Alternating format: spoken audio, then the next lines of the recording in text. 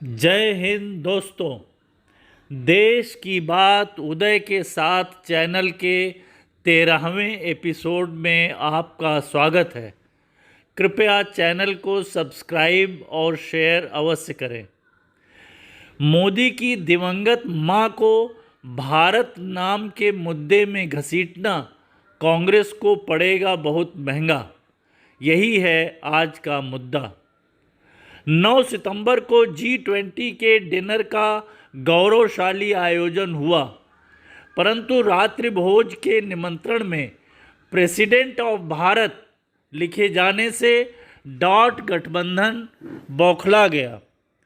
कांग्रेस प्रवक्ता सुप्रिया सिनेत ने तो मोदी जी के लिए अनर्गल भाषा का प्रयोग करते हुए उनकी दिवंगत मां को भी घसीट लिया। जिन भ्रष्ट राजनीतिक पार्टियों ने गठबंधन का नाम इंडिया रखा, वह आज भारत नाम के इस्तेमाल को संविधान विरुद्ध और कन्फ्यूज़न पैदा करने वाला बता रहे हैं।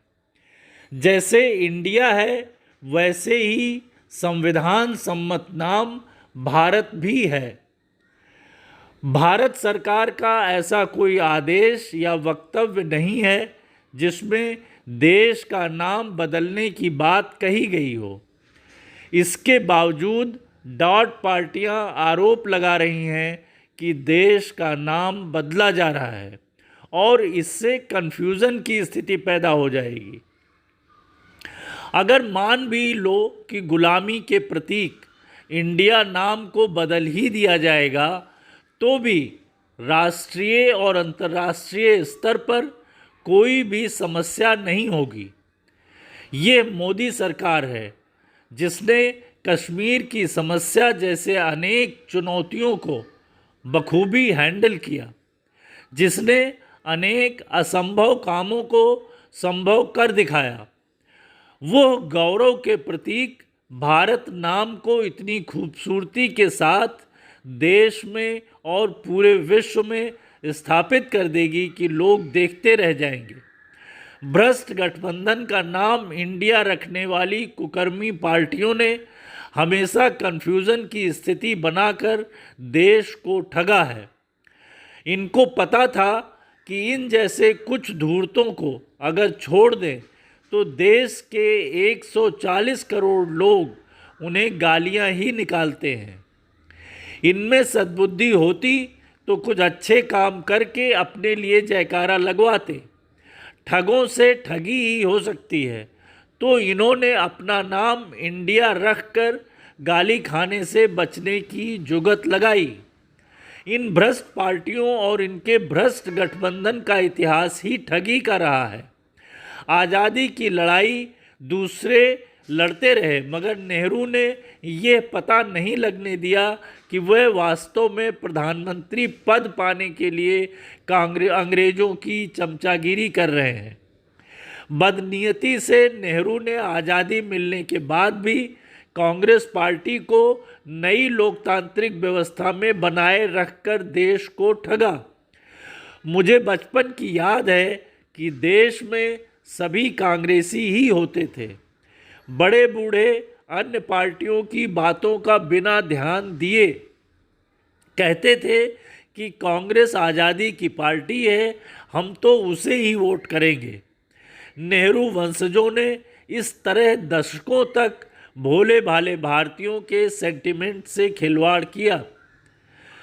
पार्टी के नाम की ठगी करके कांग्रेसी अक्सर बीजेपी और सहयोगी पार्टियों को चिढ़ाते हैं कि जब आज़ादी की लड़ाई चल रही थी तब आप कहाँ थे?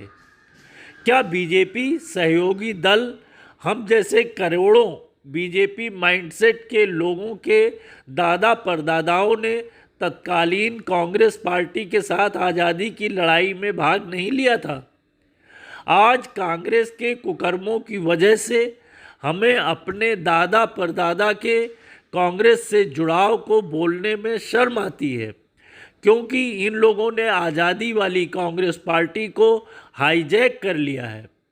गांधी सरनेम चोरी करके पूरे देश को ठगा और कन्फ्यूज़न में रखा।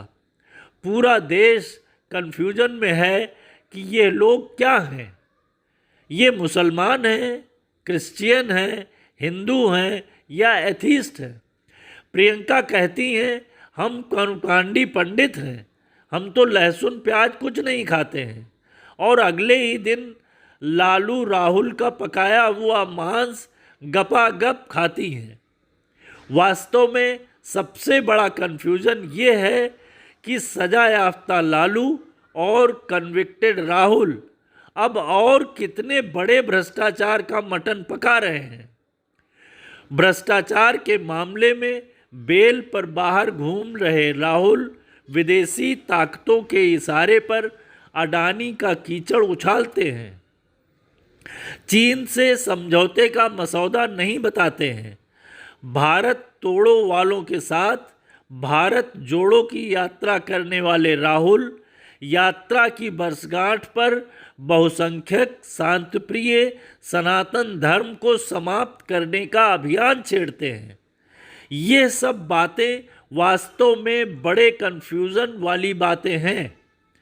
इन कन्फ्यूज़न क्रिएटर घमंडिया वालों को देश की जनता एक्सपोज करेगी। ऐसे ही किसी अन्य मुद्दे पर चुटीले प्रहार करने के लिए देखते रहिए देश की बात उदय के साथ चैनल के आने वाले एपिसोड। जय हिंद, वंदे मातरम।